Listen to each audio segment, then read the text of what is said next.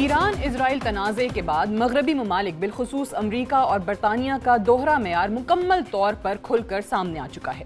1 April کو ایرانی consulate پر حملے کے خلاف خاموشی اختیار کرنے والے ممالک 15 اپریل کو اس وقت کھل کر سامنے آئے جب ایران نے جوابی کارروائی کرتے ہوئے اسرائیل پر میزائل اور ڈرون حملوں کا آغاز کیا۔ ایران نے غیر معمولی جوابی کارروائی کے دوران 300 سے زائد ڈرونز اور میزائلز اسرائیل کی سرزمین کی طرف روانہ کیے تھے۔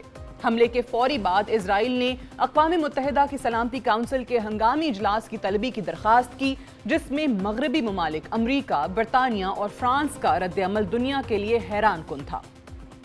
ہنگامی اجلاس کے دوران سلامتی کونسل کے 12 ارکان اور اقوام متحدہ کے جنرل سیکریٹری نے ایران اسرائیل تنازع میں اپنے خدشات کا اظہار کیا۔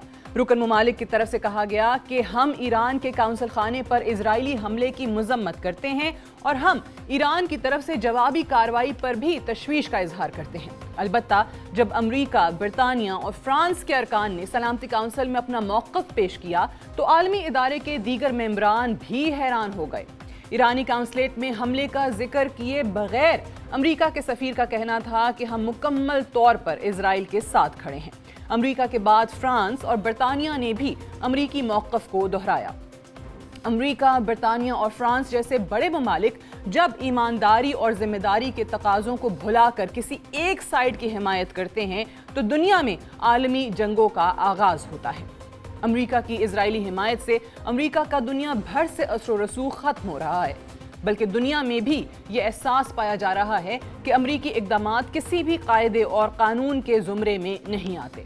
سلامتی کونسل کے اجلاس میں امریکہ، برطانیہ اور فرانس نے ایرانی قونصلیٹ پر اسرائیلی حملے کی مذمت نہیں بلکہ اسرائیل کی مکمل ملٹری اور مالی سپورٹ کا اعلان کیا ہے۔ سب سے اہم سوال، اسرائیل نے ایرانی قونصلیٹ پر حملہ کر کے کیا حاصل کیا؟ کولمبیا یونیورسٹی کے پروفیسر جیفری سیکس کا کہنا ہے کہ اسرائیل کی کرمنل حکومت چاہتی ہے کہ امریکہ اور ایران کی جنگ کا آغاز ہو جائے۔ That's what they want, the US to be in a war with Iran.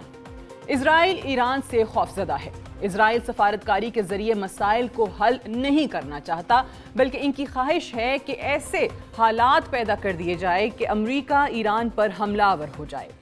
Professor Jeffrey sex کا مزید کہنا ہے کہ امریکہ کے لیے ایران پر حملہ کرنا ایک غلط قدم ہوگا، کیونکہ جب بھی ہم اپنے مخالف سے بات نہیں کریں گے تو ہمیں بار بار یہی موقف دیا جائے گا اور کہا جائے گا کہ ایران کو تباہ کیا جائے، مگر دنیا اس طرح نہیں چل سکتی کیونکہ جنگ کے نتائج کنٹرول سے باہر ہوں گے اور کسی کی فیور میں نہیں ہوں گے۔